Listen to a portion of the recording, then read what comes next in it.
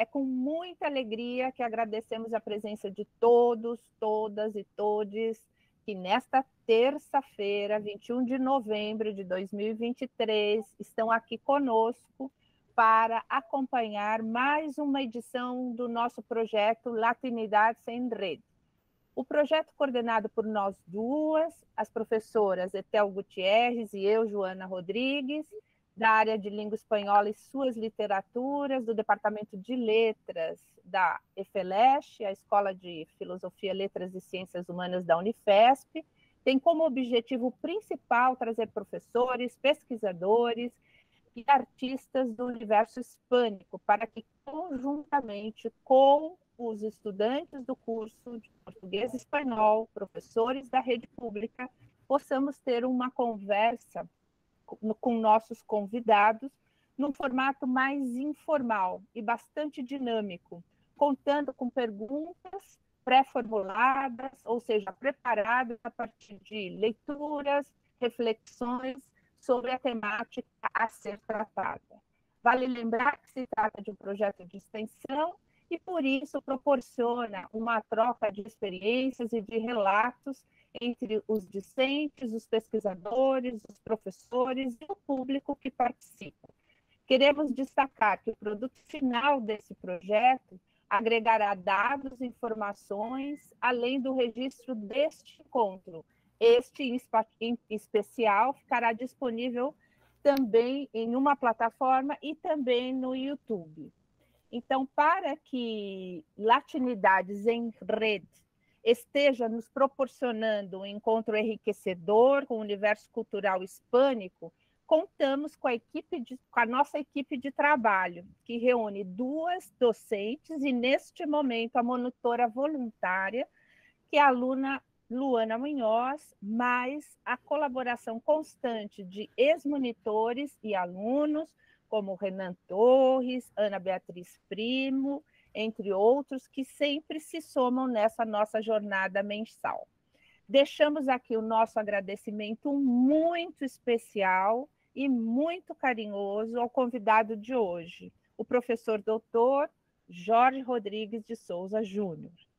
Agora eu passo a palavra à minha colega, parceira e companheira do Departamento de Letras e a outra parte do Latinidades em Rede, a professora Etel Gutierrez. Bueno, buenas tardes a todas, todas y todos. Disculpen que no voy a abrir la cámara porque realmente esta internet muy inestable, pero quiero agradecerles muchísimo a todos los presentes, además esta edición, nuestro proyecto, ¿no? Les agradezco a los invitados, al profesor Jorge Rodríguez, a las profesoras Lairisa y Pamela, a nuestro compa de Unifesp, el profesor Carlos Lías, y a nuestros queridos invitados Ana, Luana y Renan por haber aceptado formar parte de esta rueda cuadrada para charlar sobre un tema tan relevante como lo es el de la interculturalidad en clases de él. Estoy segura que el debate que saldrá de este encuentro traerá excelentes contribuciones para todos. A todos muchas gracias y sin más les sigo dando la palabra a nuestra profe Joana, que ya va a empezar con las preguntas. Muchas gracias. Quero reforçar, a presença aqui do professor Jorge, novamente dou as boas-vindas, destaco que ele é um jovem pesquisador dessas questões tão necessárias para as reflexões e abordagem dentro das escolas e das salas de aula no processo do ensino e da aprendizagem da língua espanhola. Essas questões que tratam, tratam de multiletramentos, práticas não escolares de letramento e decolonialidade do saber e do ser.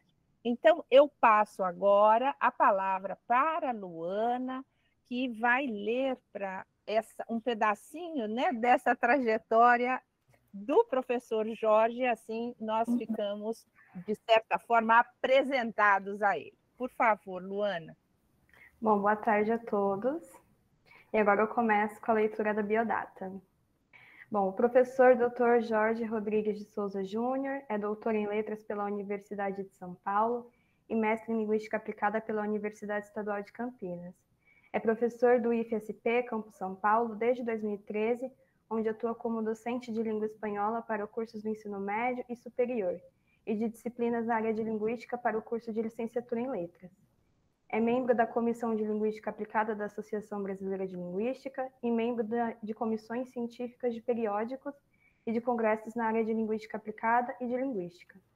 Como docente e como pesquisador, atua no ensino de espanhol para brasileiros, desenvolvendo pesquisas nos seguintes temas: ensino e aprendizagem de espanhol como língua estrangeira, língua espanhola, análise do discurso materialista, glotopolítica e estudos decoloniais. Foi presidente da Associação de Professores de Espanhol do Estado de São Paulo por 2 gestões, de 2016 a 2018 e de 2018 a 2020, e atualmente é membro do Conselho Consultivo dessa associação. Foi membro do Conselho Consultivo da Associação Brasileira de Hispanistas no período de 2018 a 2020, e presidente dessa associação na gestão de 2020 a 2022. Atualmente é o primeiro secretário dessa associação. Destacamos aqui uma de suas recentes publicações numa obra intitulada Pedagogias Decoloniais e Ensino Plural do Espanhol no Sul Global, publicada pela editora Pontes, em que Jorge é autor do capítulo Reflexões sobre o Material Didático para Alunos LGBTQIA+, elaborado a partir de uma posição decolonial. Obrigada.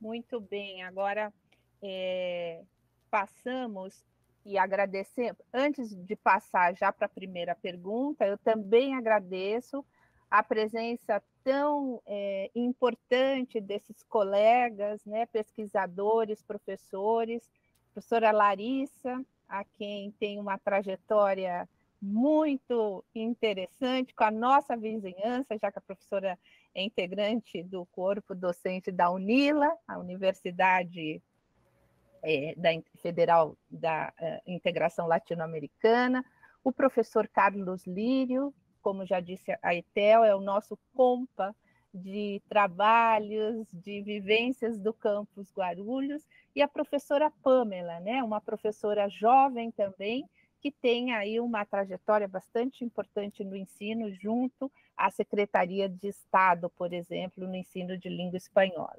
Então, como diria o meu grande professor orientador, Flávio Aguiar, sem mais delongas, nós seguimos agora para as perguntas, né? Começo a fazer... eu estou pensando aqui que eu já passo para as perguntas e depois, na medida que cada um dos 3 convidados façam as perguntas, 2 minutinhos antes eu leio a biodata de vocês, assim não fica tão cansativo, já que somos dinâmicos, né? Então, nós vamos começar essas perguntas e fica super claro para toda a plateia aqui participante, todos os participantes, que nós teremos uma primeira rodada e vocês vão ficar muito à vontade, né, para comentários no chat, futuras perguntas que no final virão também para o público presente. Então, eu vou passar para a professora Etel. Professora Etel, inicia essa sessão de perguntas. Pode ser? Claro, sem dúvida. Então, vou começar a minha primeira pergunta para o professor Jorge, né? Está em português e é a seguinte, Jorge, percorrer esse caminho o de pesquisa junto aos multiletramentos, sabemos que não tem sido, nem é um dos temas mais simples e nem tão pouco fáceis diante de tanta diversidade que engloba o processo de ensino-aprendizagem da língua espanhola aqui no Brasil. Gostaria de que, para dar o pontapé inicial, né, nos contasse um pouquinho sobre a sua trajetória como docente e pesquisador claro que nesta trajetória sua como professor de língua espanhola. Será que você pode nos contar um pouquinho como foi tudo isso? Quando conheça mais você? Muito obrigada, desculpa se é muito grande, mas mais ou menos você pode fazer um resuminho para que todo mundo conheça. Muito obrigado, Eter. Também agradeço a Joana. Em nome de vocês, eu agradeço o convite, né, de estar aqui com vocês, esse projeto muito interessante, que permite esse diálogo, esse bate-papo, sem essa coisa da formalidade acadêmica, mas não deixar de tratar de temas importantes da academia, né?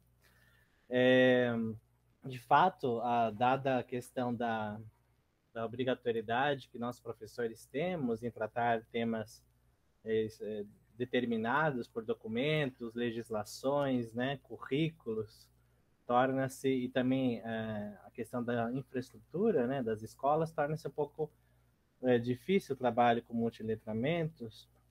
Entretanto, a gente sempre pode, a partir do que já é determinado pelo currículo, tratar de temas que vão deslocar as práticas estritamente curriculares e aproximar o currículo da realidade dos alunos, né? Então, nesse sentido, eu vou rapidamente falar um pouco da minha trajetória e do porquê essas questões são importantes para mim, né? Eu, depois de formado na graduação, eu fui trabalhar como professor de escolas de idiomas, né, chamados cursos livres, voltados para a proficiência, né, bem comercial. E os livros geralmente são produzidos no exterior, né? Eram livros, no caso de espanhol, produzidos na Espanha. E com um olhar muito eurocêntrico do que é família, do que é estilo de vida, do que é consumo, né? Então, as formas de vida ali retratadas, os temas trabalhados, muito vinculados a algo mercadológico, a uma visão específica de mundo que com a nossa realidade brasileira tinha pouca proximidade. E mesmo então, aqueles que já trabalharam em escolas desse tipo sabem que nós somos ali vigiados assim de perto para cumprir estritamente o currículo, mesmo porque o método é vendido, né, como uma propaganda por essas escolas, metodologia, né, na verdade. Então, eu sempre buscava burlar um pouco essa prática, porque eu mesmo não me via presente naquele material, né? Ou seja, eu não tinha aquela família presente ali, eu não tinha aquele consumo de frutas, de comidas, de roupas que ali eram expressos no livro, no material, né? Eu não tinha aquele estilo de viagens, né, que todos esses livros de abordagem comunicativa apresentam, né, apresentam os temas para depois entrar na gramática. E isso me incomodava e me levou, então, a pensar na pós-graduação um projeto em que se trabalhasse, então, um olhar que se deslocasse essa questão, né? Porque, para mim, a partir também de alguns estudos da análise do discurso, principalmente Serrani, Celada, né, citando a Silvana Serrani, né, da Unicamp, e a Maite Celada da USP, né, que tem trabalhado com essa perspectiva discursiva, o ensino de língua estrangeira ele é um processo de inscrição, né? Não é apenas um saber linguístico, um saber curricular que você aprende e que vai manejar na sua vida, né? Ao estar num processo de ensino-aprendizagem, você se inscreve naquele processo de identificação com essa língua, com os saberes dessa língua, com o outro que fala essa língua. É um processo de identificação e a partir desse processo de identificação se instalam as condições de aprendizagem e de proximidade dessa língua, né? Então, um processo de inscrição que é também um processo de identificação que vai implicar questões identitárias, né? E nesse sentido, o ensino de espanhol, para o ensino de espanhol, isso é muito importante, porque dada a história do ensino espanhol no nosso país, de ser uma língua, no imaginário brasileiro, caracterizada como uma língua fácil, uma língua muito parecida ao português, esse processo de identificação ele se abala ou se instala sobre bases muito frágeis se não se produz esse espaço da diferença, né? Se não se produz esse espaço de identificação com esse outro da língua estrangeira que se aprende, com esse imaginário, com esse saber que a língua espanhola traz. E então, na dissertação, eu fui por esse caminho, a partir dessas reflexões teóricas, e propus para o ensino de espanhol o trabalho com teatro argentino, com texto literário, gênero teatro, né? E aí já se instala uma primeira perspectiva de multiletramento, né? Multiletramento no sentido de trazer diferentes práticas de letramento, né? Letramento como prática social mediada por linguagem, né?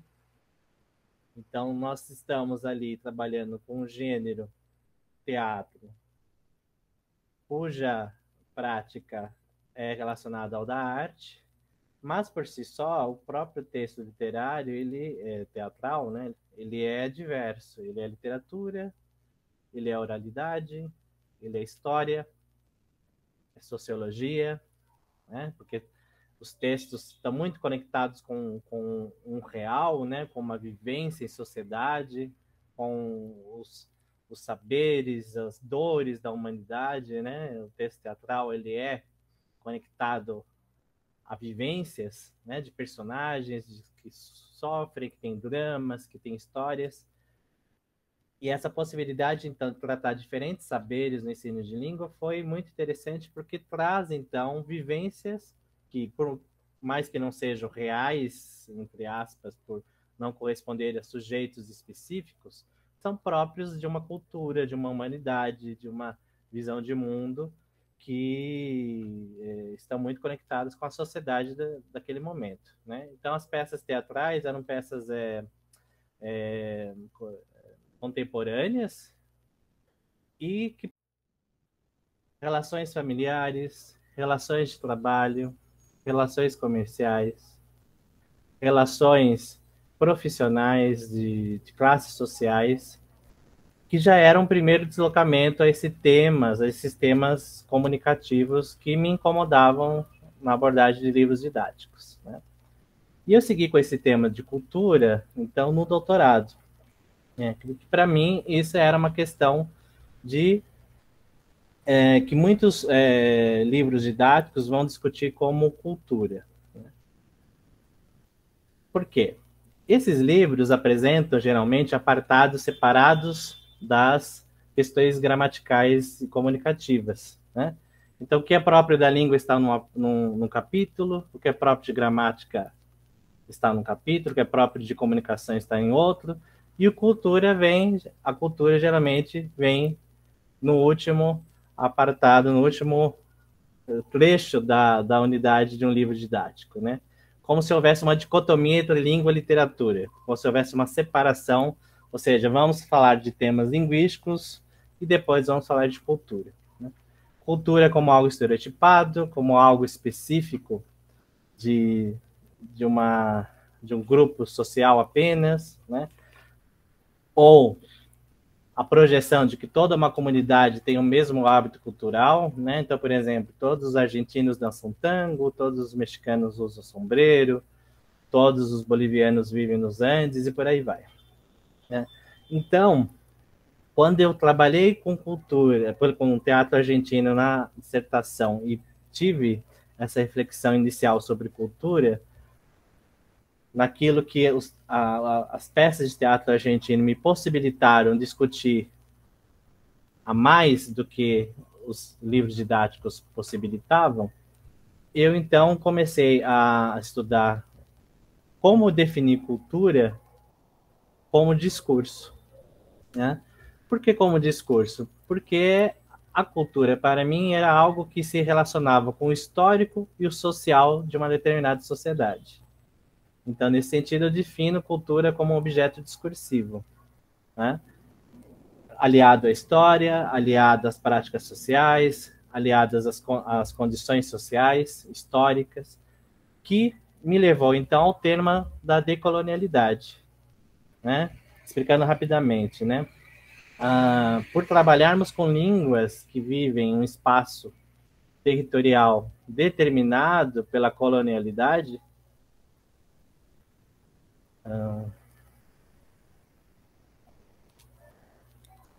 acho que agora teve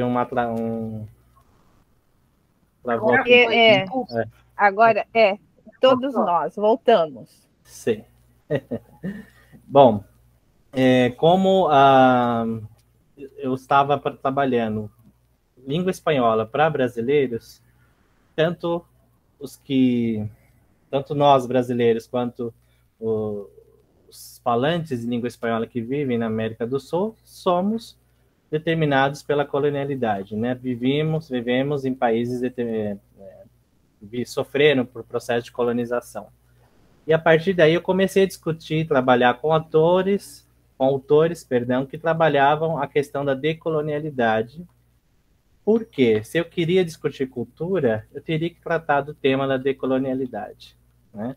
E aí, por aí, eu fui entrando, então, em autores como Quijano, como Mignolo, Paul, Catherine Walsh, que vão tratar do tema da decolonialidade como um tema fundamental na formação social e histórica da América Latina, né? Então, por aí, eu comecei a trabalhar cultura e decolonialidade e, nesse caminho, a prática dos multiletramentos, né? Por que a prática dos multiletramentos? Porque se eu fico apenas trabalhando com temas específicos ao funcionamento linguístico, gramatical, enquanto norma, não estou falando nem de gramática normativa, mas de funcionamento linguístico mesmo, né? Na questão do uso, eu não estou me deslocando para questões culturais, né? Eu estou apenas trabalhando com formas da língua.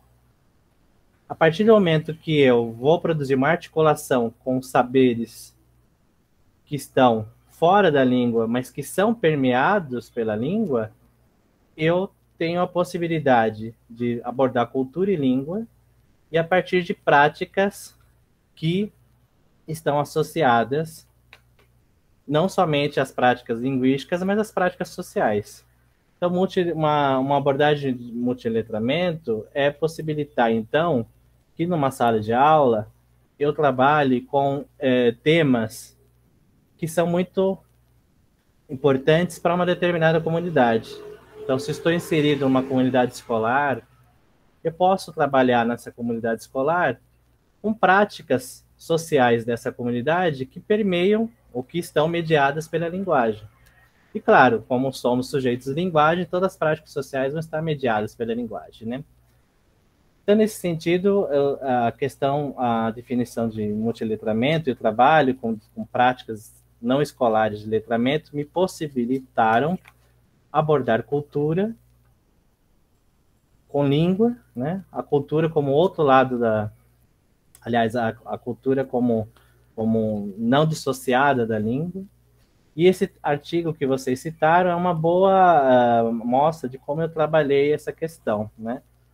Então, trabalhava com um curso específico para estudantes LGBTQIA+, e com esse trabalho, com essa comunidade, a gente elaborou um material didático com temas específicos dessa comunidade, que conversavam com demandas sociais, com demandas históricas dessa comunidade. Com temas diversos, temas relacionados à saúde, relacionados à vestimenta, relacionados a formas de vida, aparência, que deslocavam, então, aqueles temas comumente comerciais que eu falei em relação aos livros didáticos. Então, não sei se te respondi, até tentei traçar aqui uma trajetória, certo?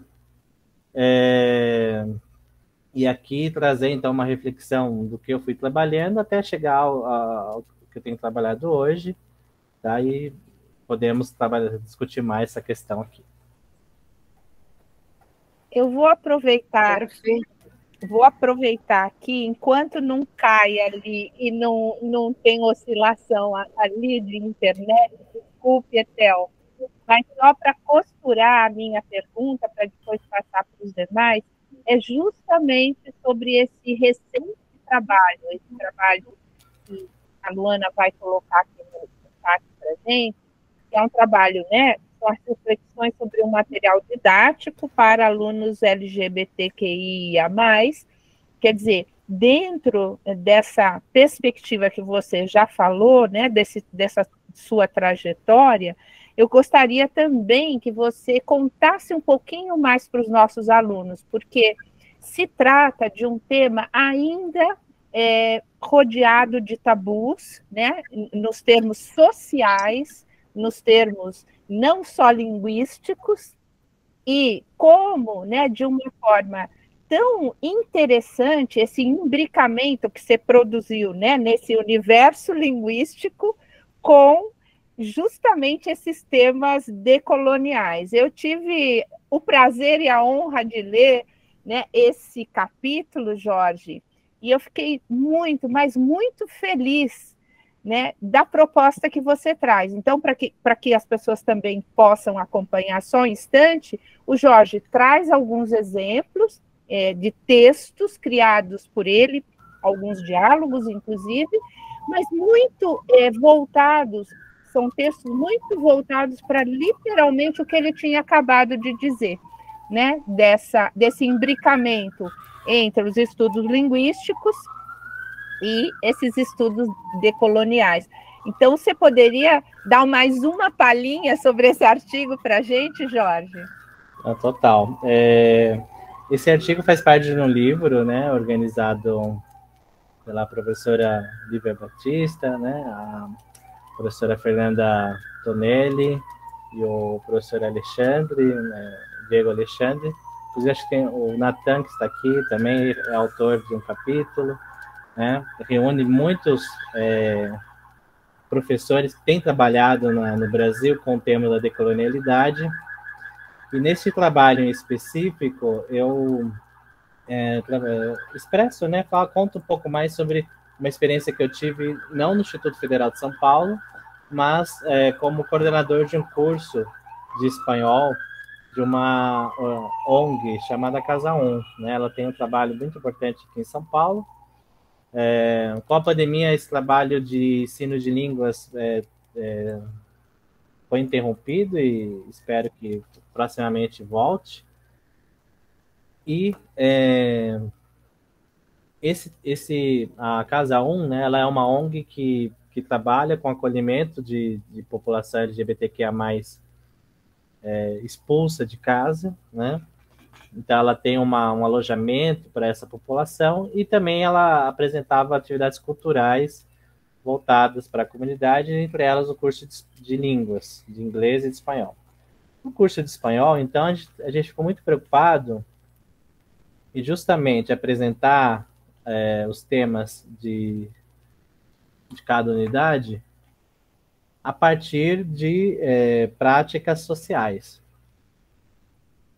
Mesmo porque muitos alunos não tinham um letramento acadêmico, né, de vivência em escolas, de conhecer metalinguagem. Então, a gente poderia entrar somente com categorias de gramática para ensino de línguas, né? Então, a gente adotou o método comunicativo, a abordagem comunicativa, porém, desconstruindo-a, né, como eu acabei de colocar aqui, né? A gente tratava boa noite. Dos temas, e mesmo esses temas, a gente tratava de trazer uma discussão que aproximasse das vivências dessa comunidade, né? Então, tratar de temas próximos das vivências desses alunos na cidade de São Paulo, na periferia, na sua condição LGBTQIA+, né? Enquanto pessoas com suas demandas reconhecidas, com suas vivências valorizadas. Então, a gente trabalhava a partir dos temas comunicativos, mas sempre trazendo esses temas conectados com a realidade desse aluno, né? É um pouco o que a Kleiman vai dizer, né, de uma pesquisa etnográfica, né? Então, um professor que vai trabalhar com letramentos ou práticas na escola de letramento, ele ouve a sua comunidade, né, seus alunos, tenta descrever, observar, né, na verdade, observar as demandas de uso de línguas dessa comunidade, né, quais práticas de letramento elas possuem na sua vivência, e a partir daí trazer uma reflexão dessa vivência enquanto prática social para as demandas do currículo, né? Então a gente tinha uma demanda de ensinar a língua espanhola a um público que não tinha conhecimento dessa língua e realizar uma aproximação da vivência desses alunos com um conteúdo específico de língua espanhola. Então, por exemplo, quando a gente ia tratar sobre o vocabulário da cidade, a gente tratava de todo o vocabulário relacionado à descrição espacial, mas também uma reflexão de um pertencimento à cidade, né? Então, enquanto população LGBTQIA+, eles se viam pertencentes à cidade, então a gente trazia um texto que descrevia o bairro de Beja Vista, né, lá em Santiago, no Chile, que é um bairro conhecido por ser de vivência LGBTQIA+, e a gente produzia uma discussão e também pedia para que o aluno descrevesse o seu bairro se parece com esse bairro Beja Vista, né? Há um bairro na sua cidade que você possa frequentar um bar LGBTQIA+, que você possa andar de mãos dadas com seu parceiro ou parceira, que você possa ter uma vivência da sua identidade. Então, a gente produzia esse deslocamento e produzia também um espaço de reflexão. Ao mesmo tempo, também um espaço de reconhecimento.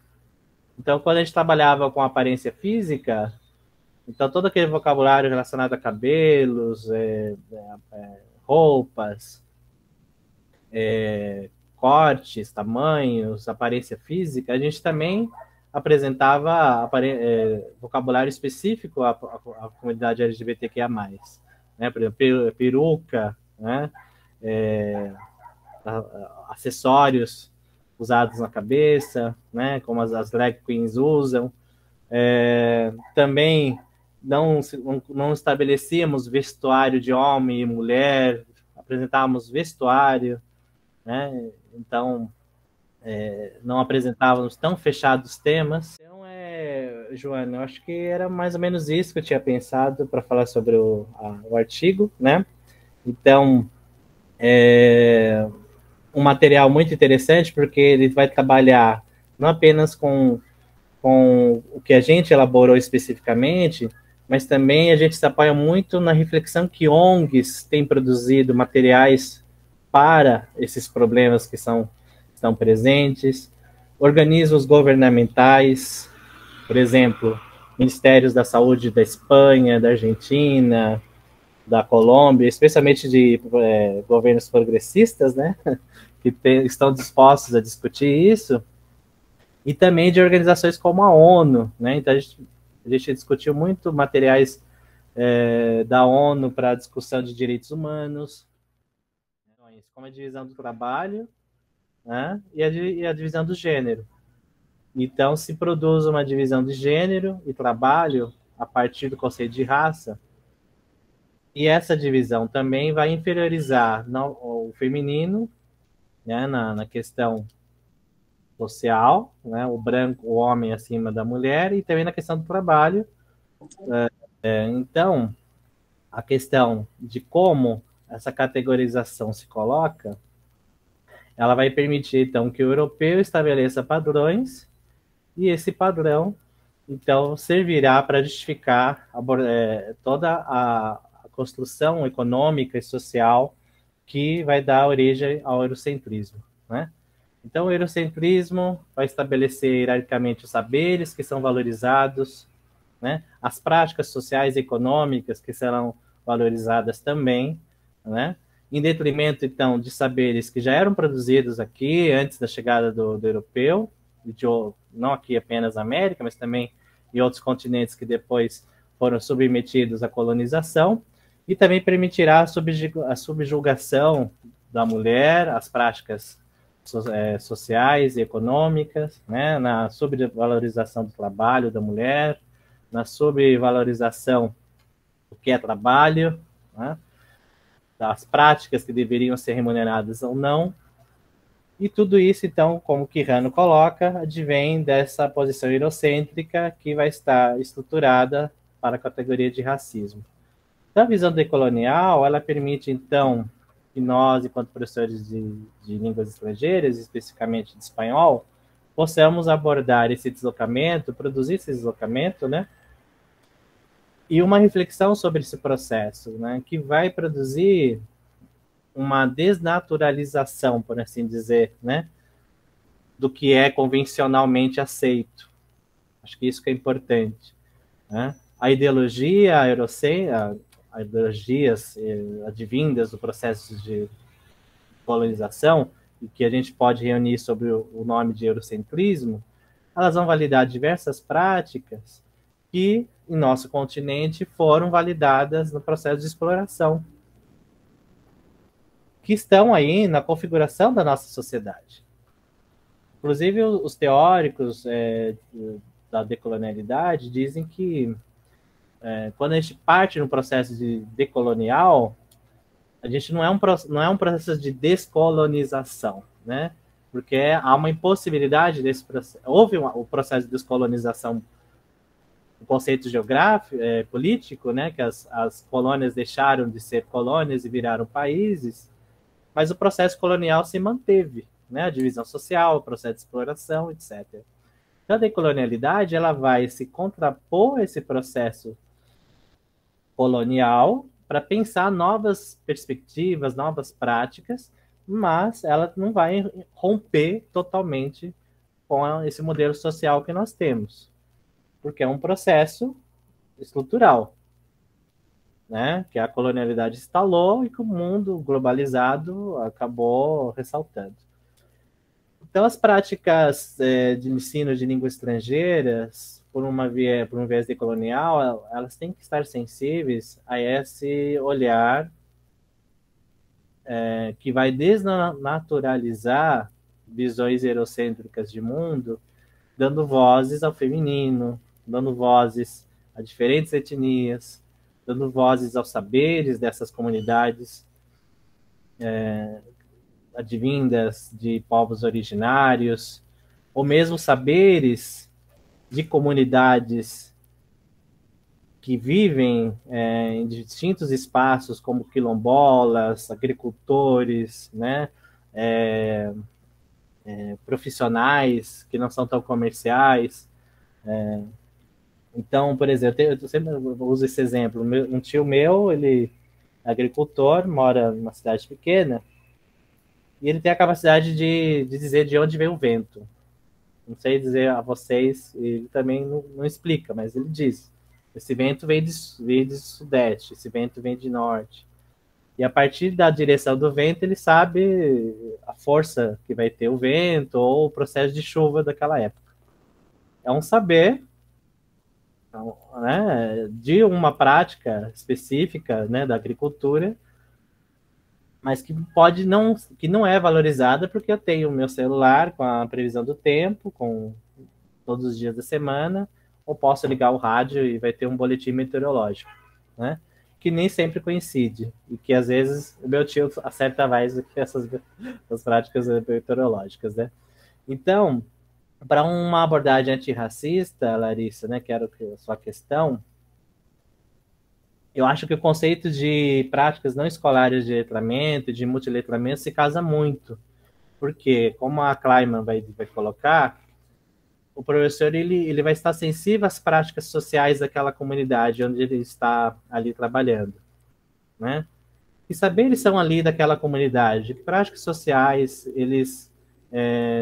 como eles mediam as práticas sociais pela linguagem, né? Que hábitos culturais aquelas comunidades vivenciam, né? Como é feita a comunicação, há grupos de WhatsApp, há uma senhora mais reconhecida por ela ser a mais velha de todas, né? Por exemplo, quando eu era criança, eu morava num bairro que tinha uma população negra e todos eles tratavam de madrinha a senhora mais velha, que era negra, né?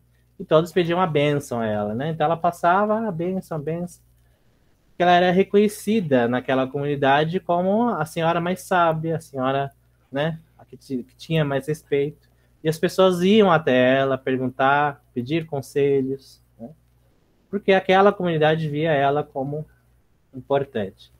E eu mesmo não sendo, eu era vizinho, mas não era tão próximo, eu vivenciava isso, e reconhecia ela. Então, o que a gente trata na academia, o que a gente trata como currículo, trazer essa reflexão com esses saberes das comunidades é um caminho possível para uma abordagem antirracista, né? Então, o que os alunos consideram sobre a sua aparência, o que os alunos consomem enquanto cultura musical, enquanto cultura literária, enquanto cultura de bairro, as práticas sociais daquele bairro, né? Se a comunicação pela comunidade é feita em muros, ou através de grafites, pichações, ou através de cartazes colados no poste, ou através de lambe-lambe, tudo isso traz uma possibilidade para você entrar e trazer a escola para esses alunos, e aí você trata de temas que são específicos daqueles alunos, que vão refletir ou que vão produzir uma reflexão neles, né? Então, aí eu vejo um caminho para a gente trabalhar práticas antirracistas, não apenas de um olhar muito acadêmico, muito específico de um currículo, e que é possível trabalhar também, porque hoje nós temos vários livros voltados para a alfabetização, que vão tratar de sistemas, mas também produzir uma articulação com a comunidade. Eu acho que esse é um caminho interessante.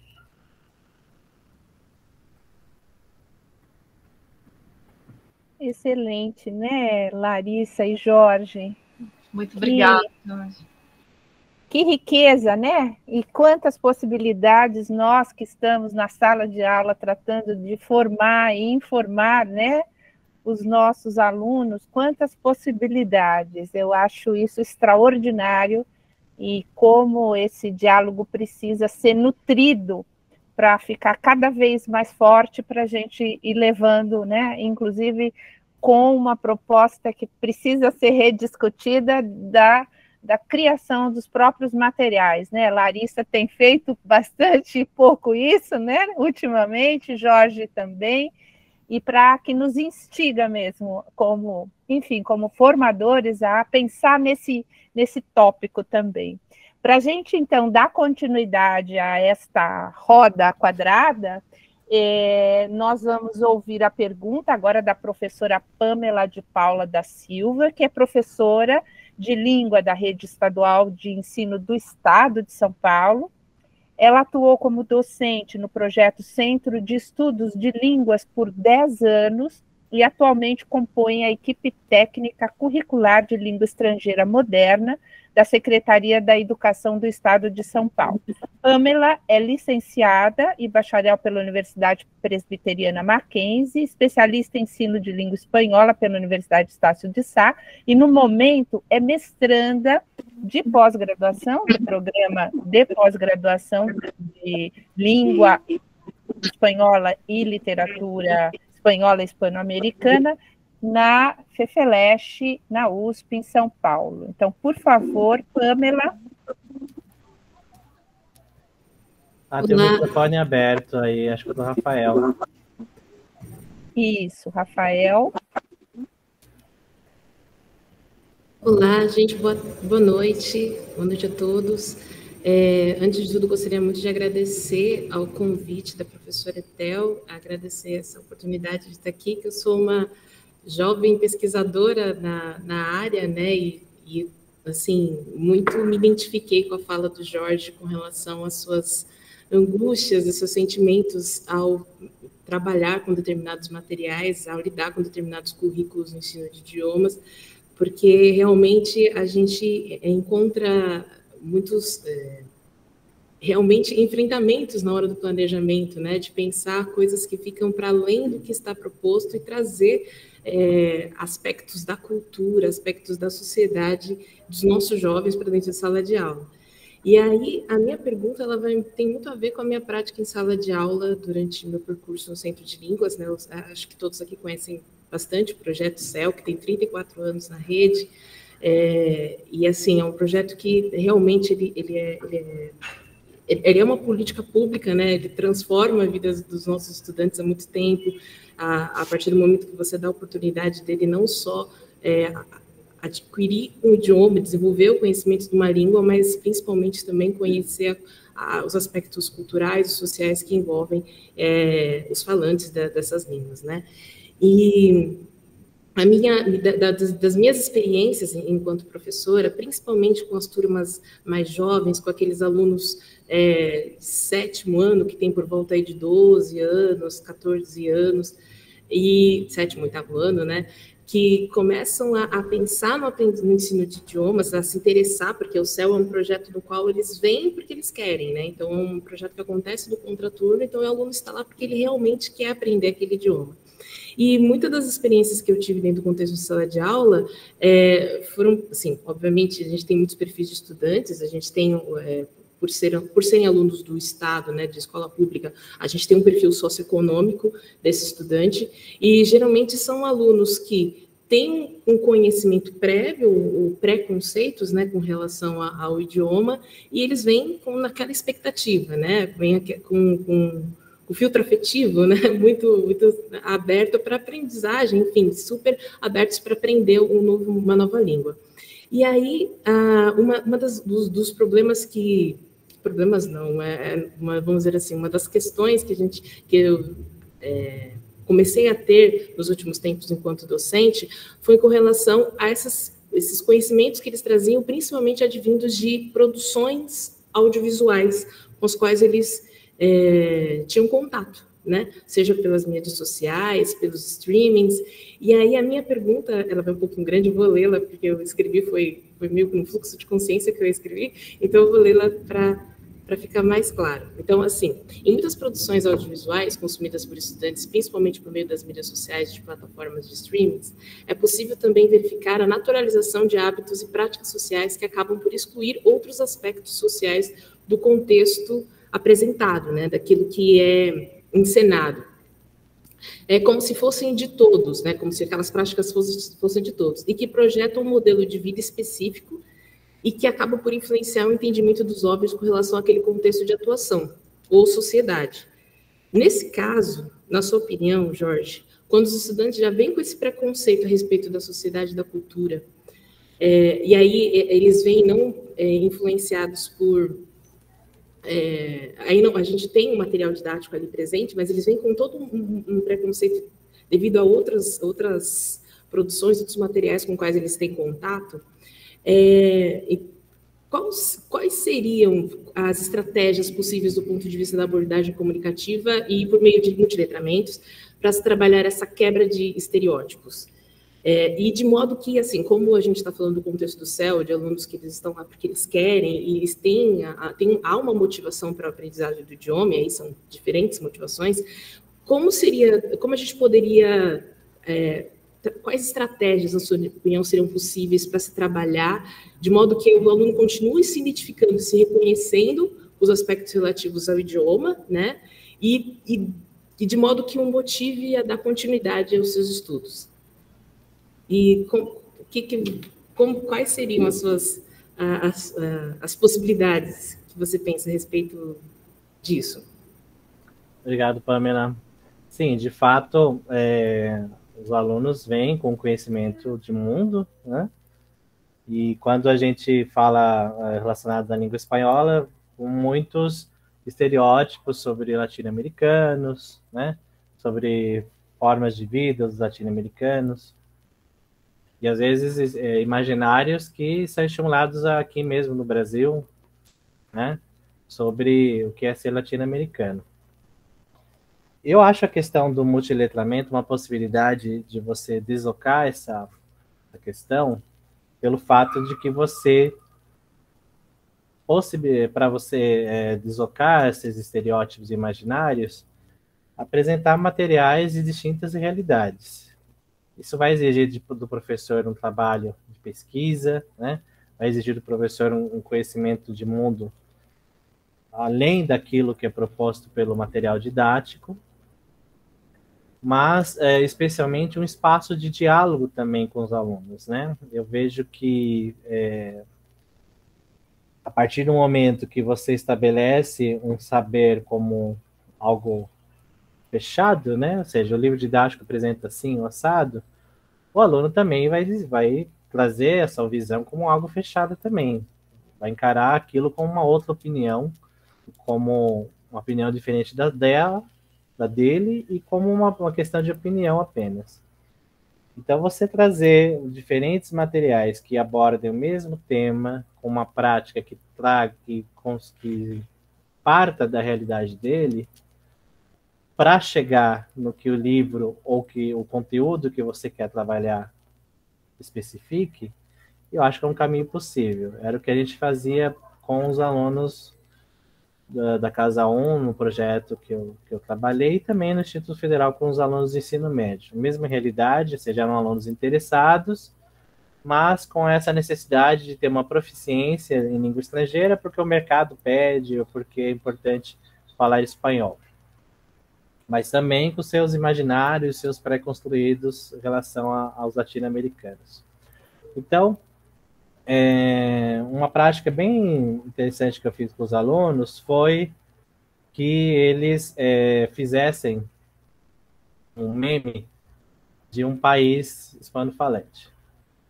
Um meme desses antigos já, né? Quando havia apenas uma imagem e uma frase em cima e uma frase embaixo. Né? Que hoje os memes são multidiscursivos, por assim dizer, né? E, nesse sentido, a questão era: escreva uma frase sobre esse país para que o outro conheça, né? Para que o outro conheça, para que qualquer pessoa conheça esse país. Então, eles iam naquilo que era mais curioso. Então, eles descobriram, por exemplo, que a Bolívia tinha 2 capitais, né? Que a Costa Rica não tem exército, que que Buenos Aires conseguiu expulsar os ingleses de uma invasão, né, da sua capital. Então, eles tinham um momento de pesquisa, um disparador, né? E aí depois eles faziam esses memes. Isso foi uma atividade interessante, porque era a primeira semana de aula dos alunos do primeiro ano do ensino médio. Então, eles nunca tinham tido contato com a língua, mas tinham já suas visões. E ali eles já trabalharam nacionalidade, país, que geralmente são os primeiros temas, né, do básico, né, e trabalharam com um letramento específico, que é o digital e também discursivo, né, que eram os memes.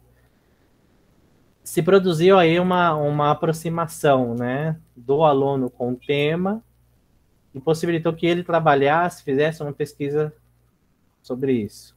É um caminho, mas eu acho que sempre esses distintos caminhos que a gente possa encontrar devem partir da realidade do aluno, do que o aluno sabe, do interesse dele, né, de coisas que são próximas a ele. Inclusive, usar materiais em português. Então, o que os alunos fizeram, a pesquisa, foi toda em português. Não foi o material em língua estrangeira. Quando eles fizeram os memes, aí sim os memes teriam que ser em língua estrangeira. Né? Toda escola terá esse espaço? A gente sabe que não, mas a gente pode pensar em pesquisas mais pontuais, em abordagens específicas, ou o aluno ou o professor leva os seus materiais próprios para que os alunos façam essa pesquisa. Né? Então, são caminhos que vão possibilitar deslocamento. Acho que a palavra é isso, deslocamento. Então, construir um espaço de deslocamento, sempre em relação a um conteúdo específico, é uma possibilidade de novas discussões. Obrigada, Jorge.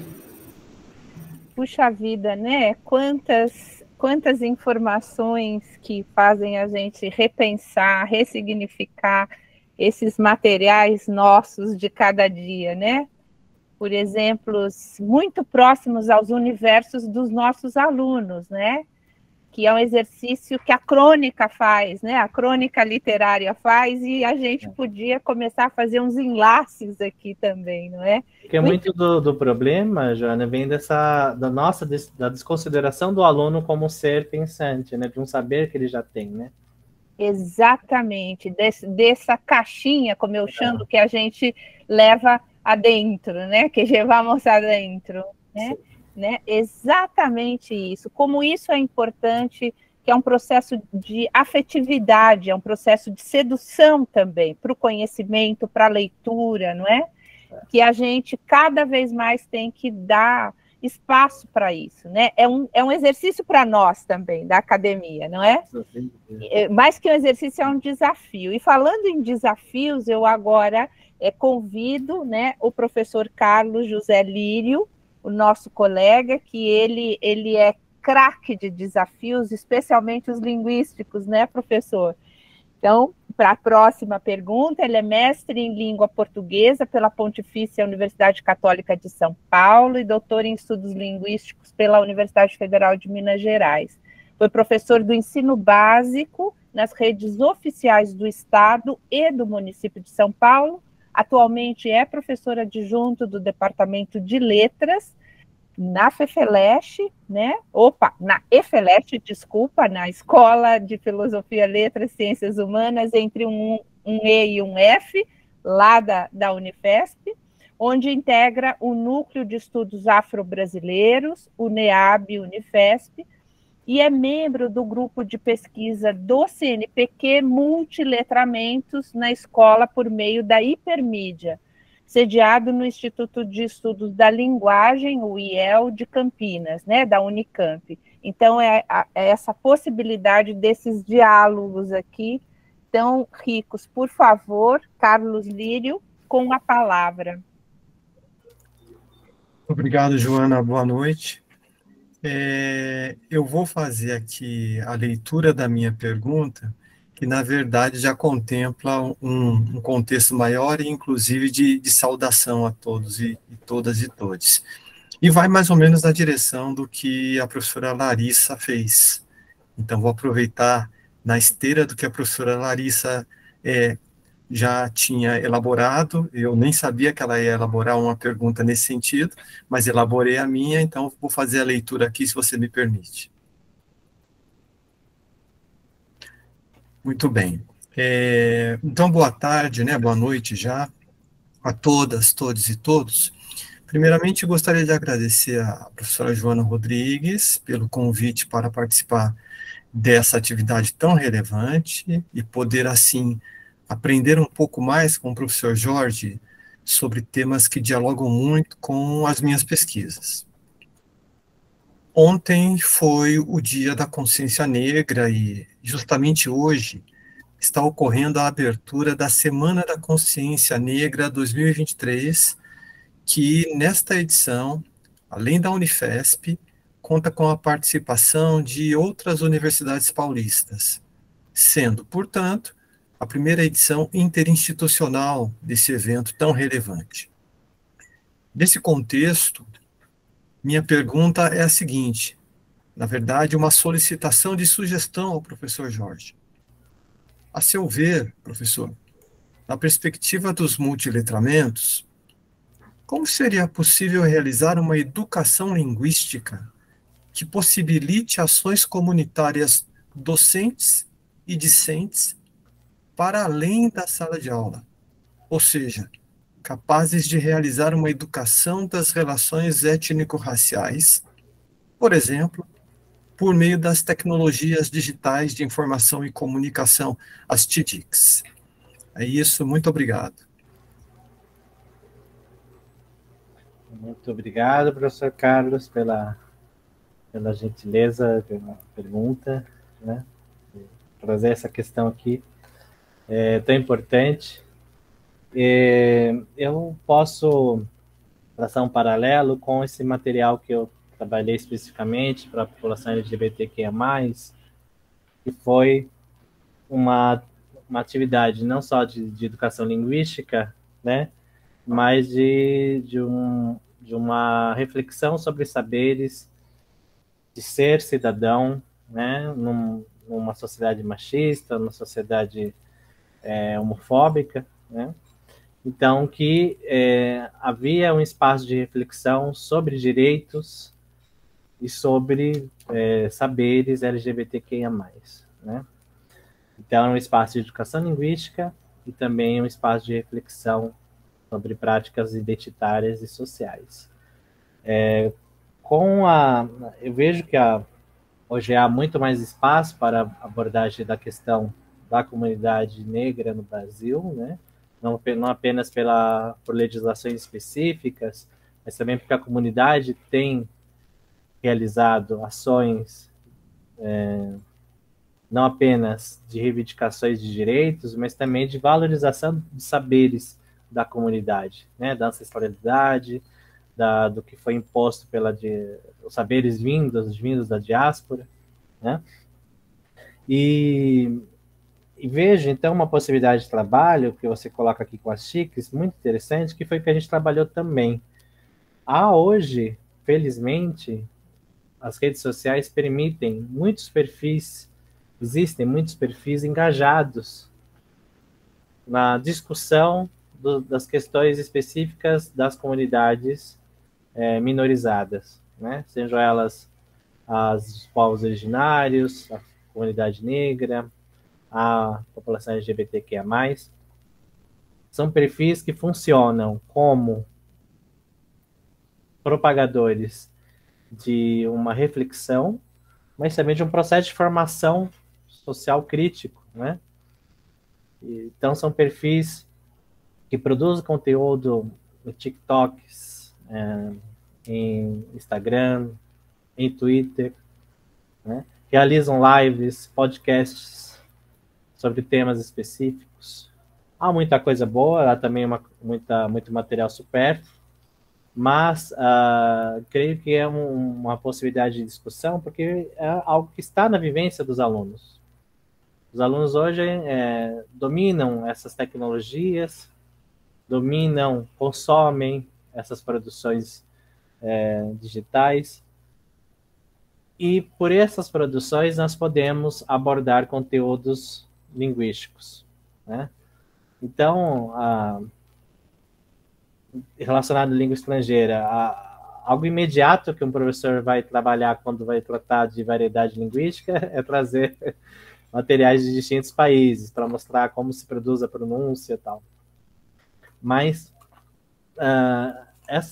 essa diversidade de materiais vai permitir discussões diversas, de formações sociais específicas, né? Como se tratou a questão da negritude na Argentina e na Colômbia, por exemplo, né? Como o processo de escravização se ocorreu no Caribe, né? São processos distintos, históricos, que refletem a formação social desses países, né? Então, como se dá a questão da valorização da negritude no Uruguai, a herança, né, cultural que hoje está sendo reivindicada em alguns espaços, né? Então, todos esses...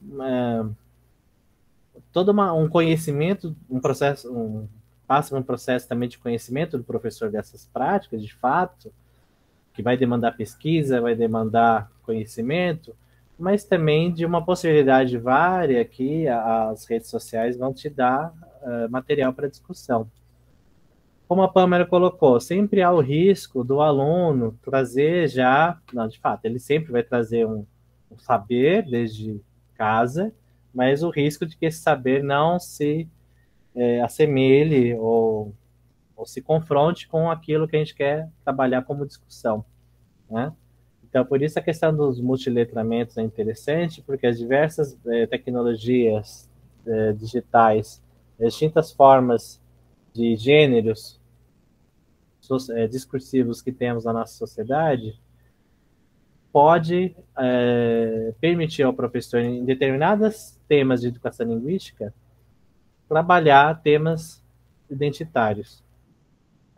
Então, seja para trabalhar um gênero específico, um gênero descritivo, um gênero narrativo, um gênero argumentativo, né? Um gênero primário, como, né, afirma Bakhtin, né, que são aqueles gêneros de comunicação rápida, ou gêneros secundários, que são os de maior elaboração, próprios da academia, da ciência, né? Seja qualquer abordagem linguística que se queira trabalhar, a variedade das tecnologias nos permite a gente tratar essa articulação.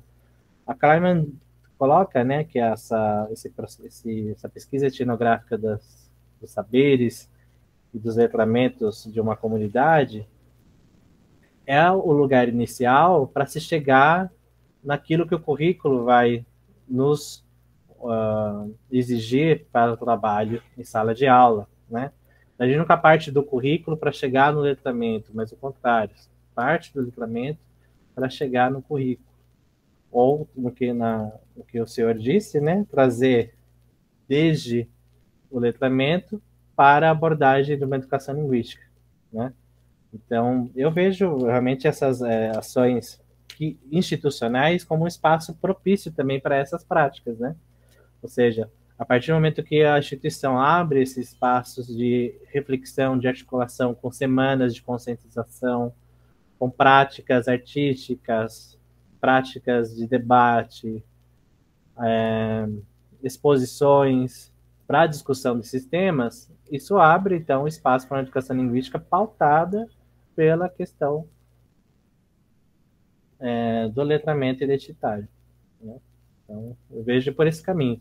O que eu queria dizer é que toda experiência que logre êxito é válida, né? Então, não há uma receita, né?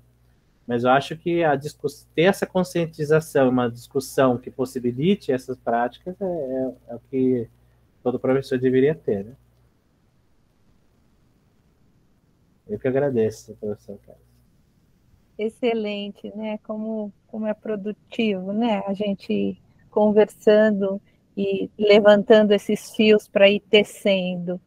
Então, antes da gente passar para os nossos alunos, né? Ana Beatriz, que está aí, Renan, que está aí, quem mais vier, vamos atender a este pedido que está aqui no chat. Né? Professor Jorge, nas atividades com os estudantes se houve, como foi a discussão, reflexão sobre a identidade linguística e como se viram, como se viram como usuários da língua espanhola. A Ellen Cristina Gonçalves, que fez essa pergunta, Ellen, eu não sei se é exatamente isso, né, o que está aqui, e se isso já havia sido contemplado nas questões anteriores. Fique à vontade para fazer, se é exatamente essa a pergunta, e a gente, na sequência, passa para os nossos queridos alunos convidados. A Ellen está aí?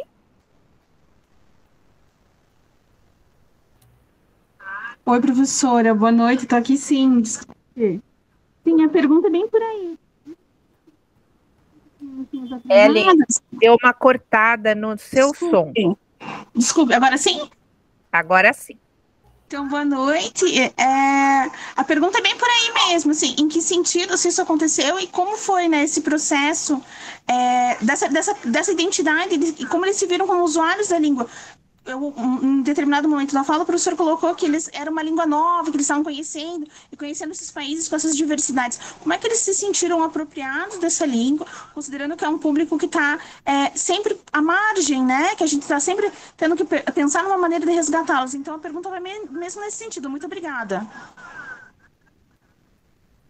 Obrigado, Ellen, pela questão. Claro que os problemas extra-classe não deixam de interferir, né? Então, tivemos evasões, como é comum em cursos de extensão, cursos gratuitos para a comunidade, né? Por diversos fatores, ou porque o aluno não tinha aquela disponibilidade, ou porque ele fez algum cálculo que no horário do seu dia a dia a aula não era possível de ser realizada, né? E também, às vezes, com uma inconformidade com a abordagem, com as questões de sala de aula. Então, a gente via o curso ele não era especificamente para a comunidade LGBTQIA+, apenas, né? Ele era de portas abertas. Tinha uma prioridade para esse público, mas outros poderiam se inscrever. E, de fato, o material produzia algum desconforto, né? Quando você normalizava relações familiares, quando você normalizava, por exemplo, na descrição física, quando aparecia travestis, drag queens, isso gerava um desconforto, de fato, para alguns alunos e acabaram desistindo. Então, isso também ocorreu. Agora, para o público específico, eu acho que essa reflexão produzia um empoderamento. Eles poderiam falar sobre coisas deles em espanhol. Claro que no nível básico, a gente está falando aqui de aulas que eram para alunos que tinham começado a estudar o espanhol ou que já tinham um semestre de estudo, né?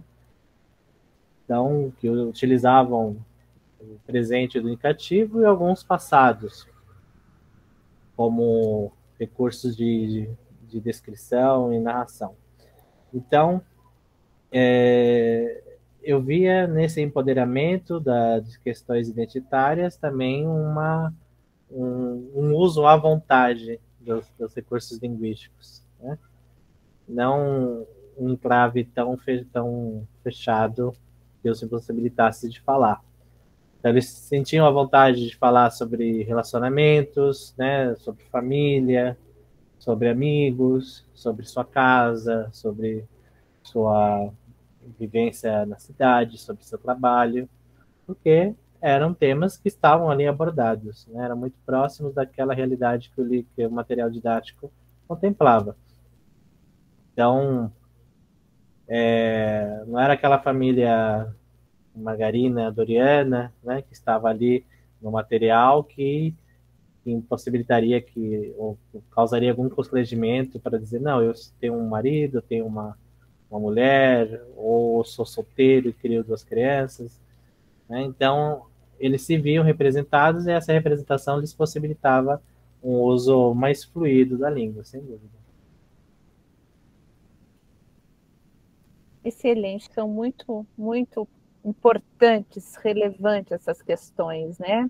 E nem sempre elas vêm à tona, né? Por isso que é tão importante a discussão, esses eventos todos que foram aqui nomeados e citados, e cabe a nós, né, também aos alunos e a nós, essa parceria para mais discussões, para mais conjunto, né? Fazermos juntos e pensarmos juntos. Então, temos aí mais desafios, né, pela frente. Então, para a gente já começar a pensar no encaminhamento de finalização desse encontro, vamos passar, então, para as perguntas dos nossos alunos. Ana Beatriz, por favor, passa a palavra. Olá, boa noite, tudo bem?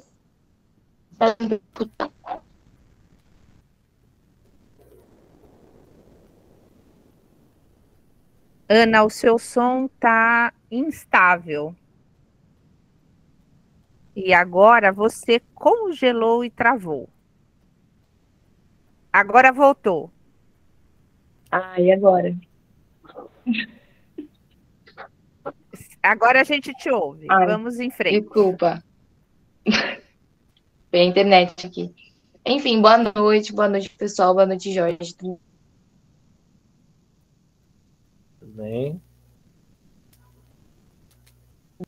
Pergunta no chat, tá? Porque Tudo bem.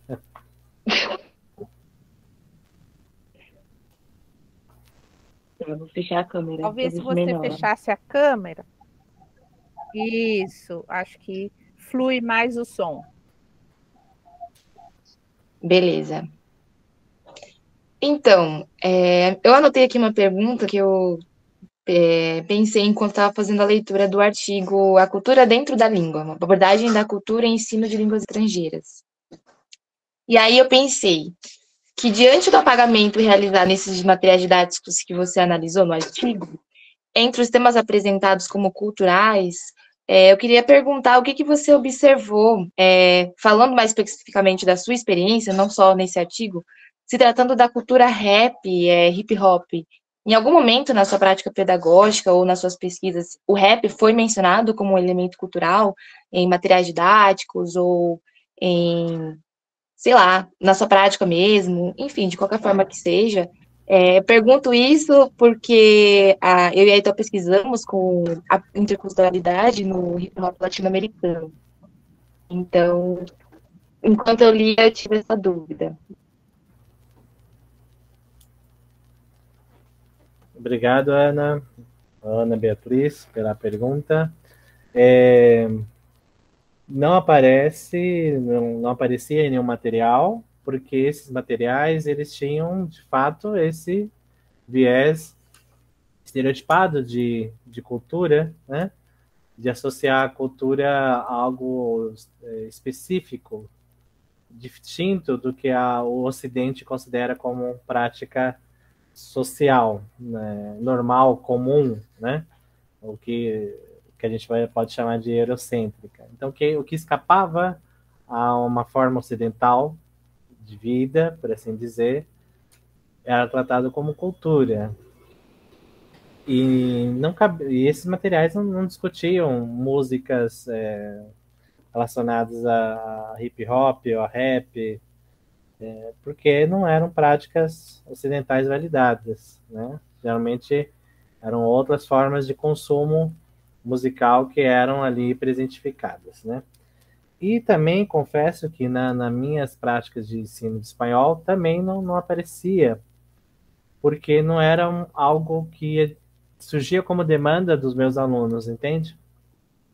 Então, os meus alunos do Instituto Federal, tanto de ensino médio quanto de ensino superior, e também nessa prática de professor voluntário que eu realizei na associação, na Casa 1, não era algo da vivência desses alunos.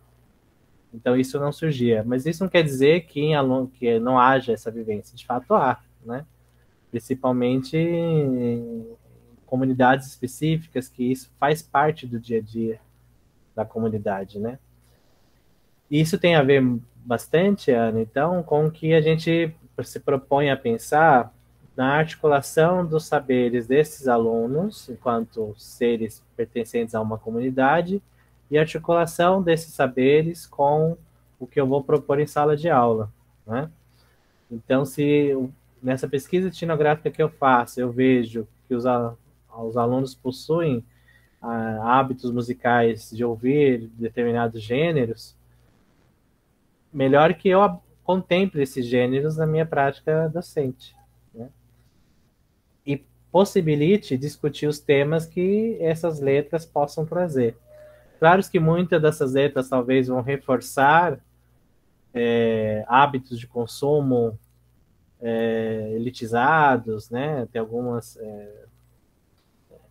que vão uma hipercomercialização, uma hipersexualização, às vezes, isso não possa haver, estará sempre, mas pode haver, mas sempre é um espaço de você articular um conhecimento que eles possuem, né? De produzir essa articulação com algo que eles sabem, né?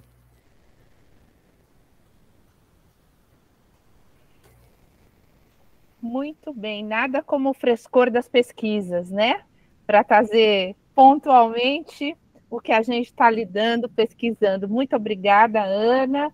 E agora passo a palavra para o outro aluno, também do curso de Letras Português e Espanhol, nosso querido Renan Torres.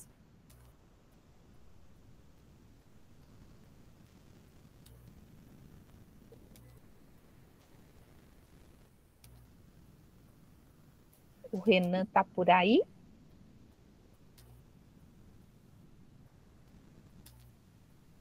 Aqui na lista de presentes. Que não, Joana. Acho que não. Eu tinha visto numa lista, nós estamos com várias intervenções, hoje está movimentado isso aqui, né? Como a gente já viu. Então, Renan, última chamada, quem sabe não está mesmo. Então, a gente abre para começar já a finalizar, para quem tiver mais perguntas, né? ora das pessoas que estejam aí assistindo, estão participando, ora dos professores, fiquem à vontade para a gente, então, liberar o professor Jorge, porque ele vai precisar de umas 5 garrafas de água aí, né? Para hidratar. Pior que eu esqueci de pegar água, isso é verdade, mas vamos ficar aqui tempos. Né? Não pode, sem água não dá. Então, vamos, por favor, então, quem tenha mais perguntas, mais dúvidas, mais comentários, alguém mais, fiquem à vontade. Eu acho que contemplamos muita coisa, né? Afinal, estamos aqui falando há 1h40, né, professor Jorge? Sim, foi bem produtivo. Muito produtivo. Acho que é um tema que a gente tem que trazer mais e mais vezes, entre o português, entre o espanhol, entre outras línguas, né? Especialmente com essa questão da juventude, né? E para que eles tenham um futuro mais apoiado nesses saberes não acadêmicos que são tão importantes para as questões étnico-raciais, que são um dos pilares para eles se sustentarem no futuro, linguisticamente, socialmente falando, não é? Esses outros temas dessa comunidade também LGBTQI+, e porque para trazer esse conforto, né? Esse conforto para que eles prossigam de maneira futura, para que a gente possa acompanhá-los de uma outra maneira, não da maneira como a gente foi, né, alfabetizado, como linguisticamente nos trataram, né? Há temas que nos maltrataram, né, nas escolas. Então, como pesquisadores, temos aí esse desafio. Então, eu acho que a gente pode encerrar, né? Eu vou rapidamente, mais uma vez, agradecer a participação de todos vocês. É um momento muito feliz para a gente, porque nós estamos, infelizmente, virtual, mas num espaço de discentes e de docentes, com muita pesquisa, com opinião, com as reflexões que sairão daqui. Então, é um momento muito produtivo. Agradecemos imensamente os professores queridos que atenderam o nosso pedido um pouco em cima da hora, nessa agenda tão apimentada do final do ano, que a gente sabe que tudo ao mesmo tempo agora, para os docentes e para os discentes.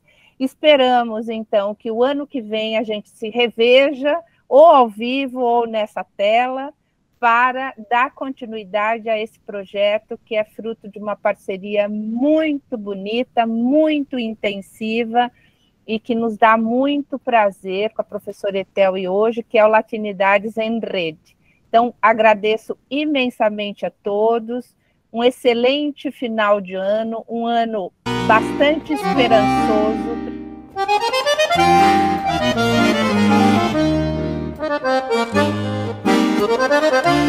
Thank you.